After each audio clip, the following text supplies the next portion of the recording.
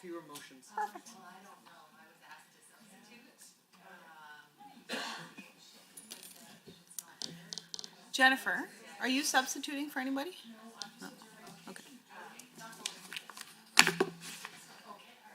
No pressure. It's all good.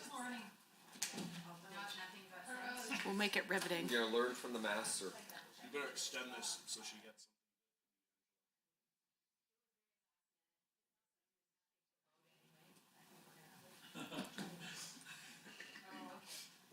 Are we good? Okay, I'm gonna call this committee to order. Honorable members, my name is Angela Pitt. I'm the MLA for Airdrie East, the chair of this committee. I'd like to ask members at the committee to introduce themselves for the record, starting to my right. Jason Steffen, MLA Red Deer South. Nolan Dick, MLA Grand Prairie. Justin Wright from the charming constituency of Cypress Medicine. Chantal DeYoung, MLA for Chestermere Strathmore. Eric Bouchard, Calgary Lougheed. Jennifer Johnson, Lacombe Pinoca. Joe Cece, Calgary Buffalo. Lori Sigurdsson, Edmonton Riverview. Luann Metz, Calgary Varsity. Bonnie Governarajan, Parliamentary Council. Good evening, Nancy Robert, Clerk of Journals and Committees. Jody Rempel, Committee Clerk. And on the phones, Julia Hayter, Calgary Ashmont. perfect. And just, I'd like to note the following substitution, Ms. DeYoung for, substituting for Mrs. Petrovic. Few housekeeping items before the business at hand. Don't touch the microphones. Committee proceedings are being live streamed on the internet and Alberta Assembly TV. The audio and video live stream and transcripts of this meeting can be accessed via the Legislative Assembly website. Members participating remotely are encouraged to turn your camera on while speaking and mute your microphone when not speaking. Remote participants who wish to be placed on the speakers list are asked to email or message the committee clerk, and members in this room should signal to the chair. Otherwise, please set your cell phones and other devices to silent for the duration of the meeting.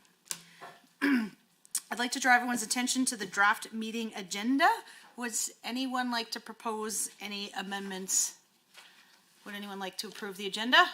Mr. Cece? Mr. Cece moves that the Standing Committee on Private Bills approve the proposed agenda as distributed for its March 26, 2024 meeting. All in favor, please say aye. Any opposed? So carried.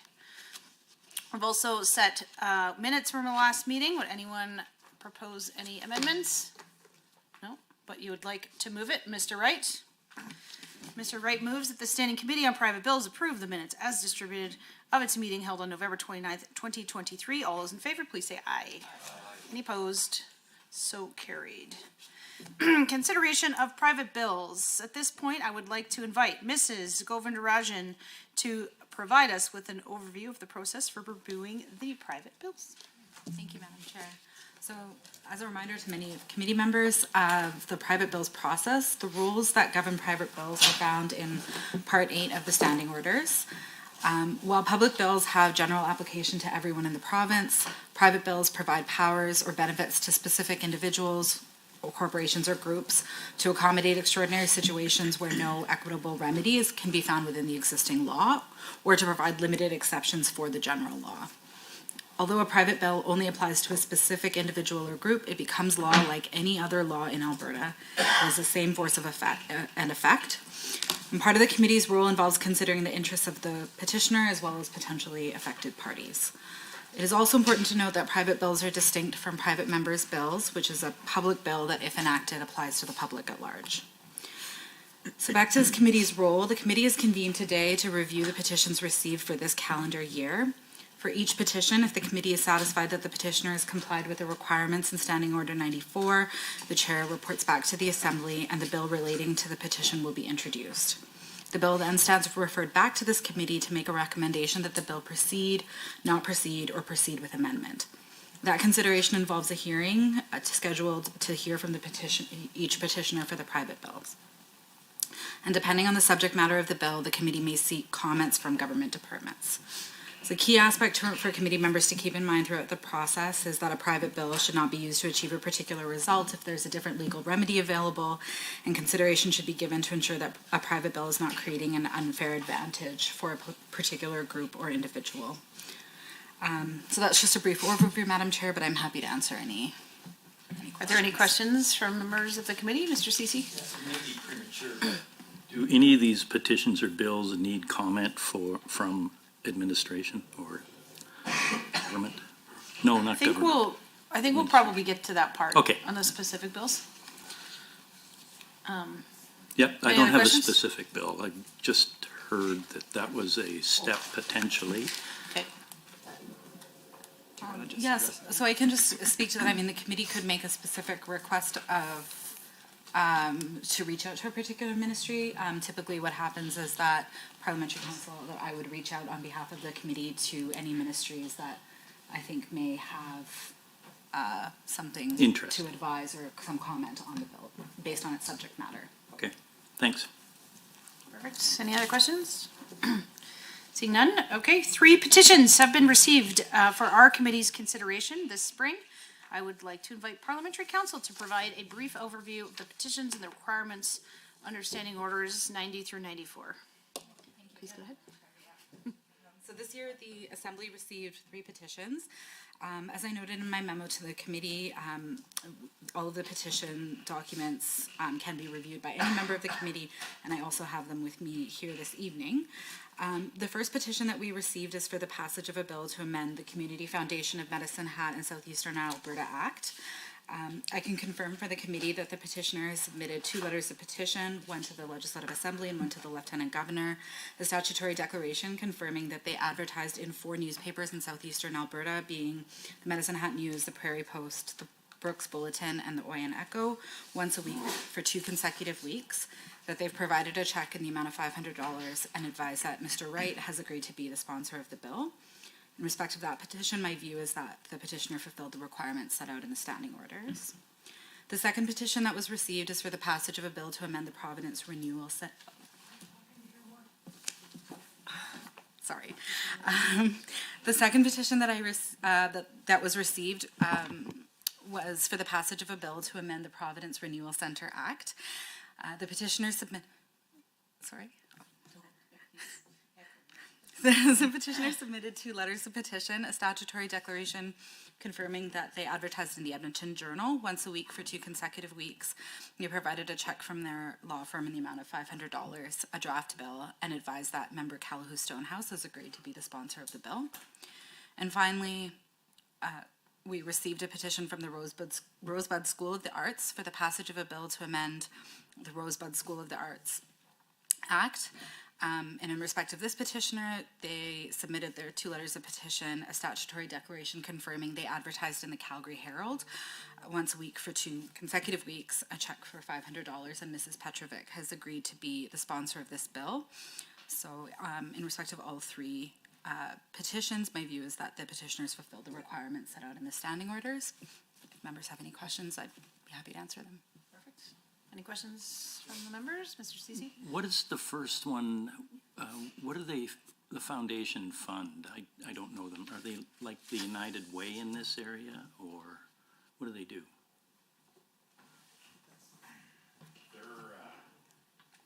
I'm assuming you're referring to The first one. Yeah, the Community Foundation. That's right. So the Community Foundation works with a number of nonprofits in order to provide statistical information as well as centralized information where citizens can find find services that they are looking for. They work in the entire region to provide overlap. And if you give me 30 more seconds, Yeah. I'll load it up and give what the exact Yeah, abbreviation is for them. sure. Sounds like refers to social agencies. Or? From my understanding, yes. Give me 30 seconds. Any other questions while we wait for? And they fund, I imagine, to foundation. I don't think they do.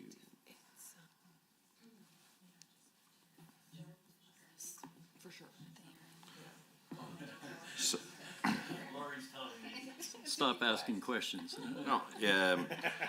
I didn't exactly say it.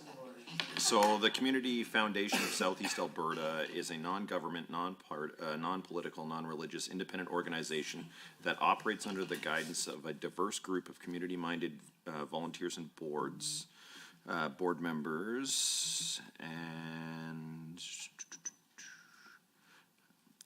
the foundation was created to support vibrant and healthy living, caring communities across Southeast Alberta in a way that builds relationships amongst communities. Justin, that's great. Yeah, That's good.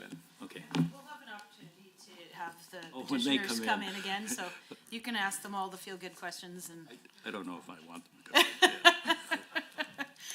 We're really here to just confirm that they're in compliance with the standing orders to get to this phase, so it seems like these petitions, are in compliance. Are there any other questions at this stage? Seeing none? Just back to that question, is there any reason that a ministry should be involved in reviewing any of these or providing information? Go ahead. Just explain to them that's coming. It's, You want me to- yeah, I don't really, sorry. Go ahead.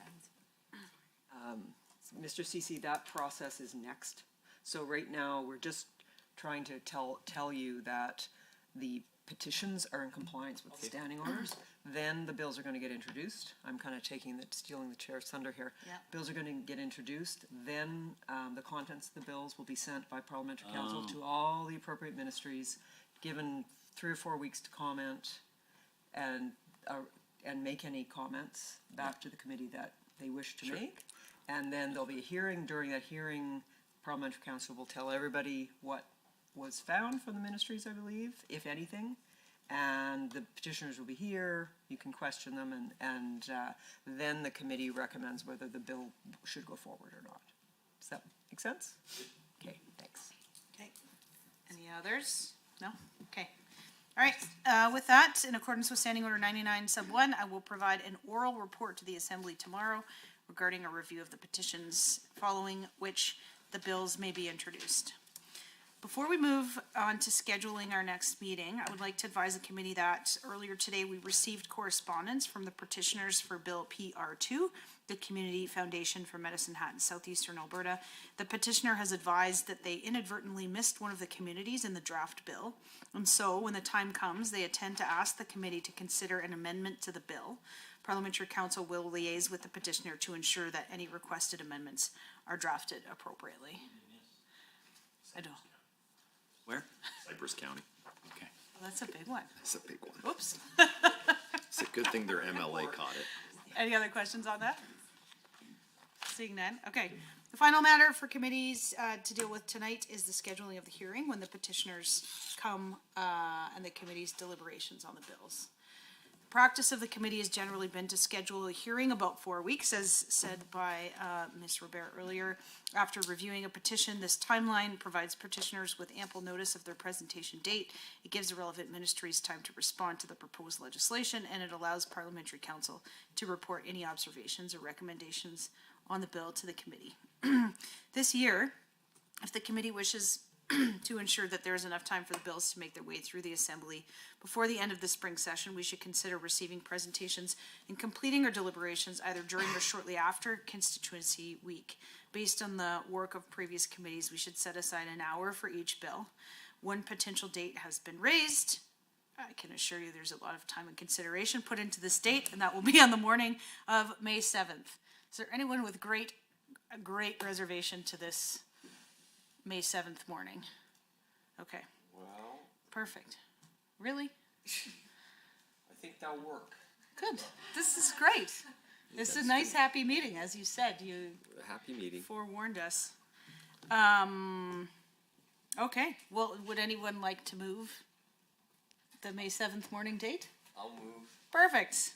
Mr. Steffen has moved that the Standing Committee on Private Bills meet to hear from the petitioners for Bill PR2, Bill PR3, and Bill PR4, and hold deliberations on May 7th, 2024 at 9 a.m. All those in favor, please say aye.